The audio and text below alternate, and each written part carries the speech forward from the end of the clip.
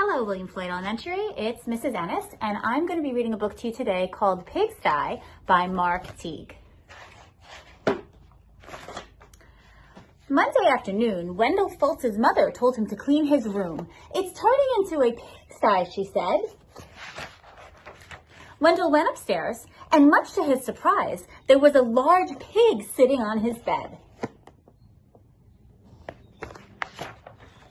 "Pardon me," said Wendell, and he shoved some toys into his closet. But the pig didn't seem to mind the mess, and Wendell found that he didn't mind the pig either. He decided to take a break. When Wendell's mother came to look at his room, the pig was hiding, but the mess was still there. She threw up her hands.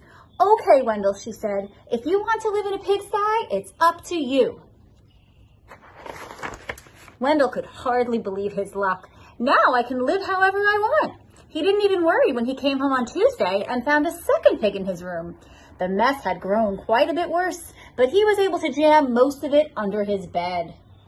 "Pigs are all right," he said, "as long as it's only one or two."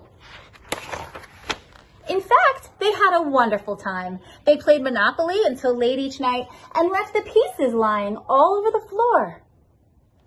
Oh, I don't think that's what his mom had in mind when she asked him to clean his room, though. They had paper airplane wars and pillow fights, and the bed became a trampoline. Then 2 more pigs showed up, and the mess just grew and grew. That night, when Wendell went to bed, the pigs were lying everywhere. They rolled him in his blankets and hogged his pillows, too. Wendell told himself he didn't mind, but then he found hoof prints on his comic books. And Friday, when he got home from school, he saw that someone had been sitting on his basketball. And his baseball cards were all chewed. "That does it," said Wendell. "I've had enough." And he ran downstairs to tell his mother. "Sorry," she said, "but your room is your responsibility." And she handed him a broom. Wendell started to complain. The mess was too huge, but suddenly he remembered a saying he'd heard, that many hooves make light work. So he gathered up a cleaning crew. They swept and scoured, polished and scrubbed. Later that afternoon, Wendell inspected his room and called it clean.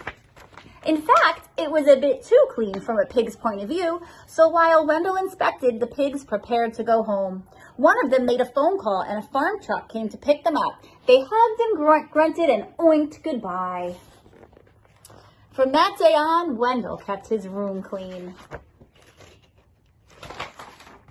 Except for those nights when his friends came by to play Monopoly.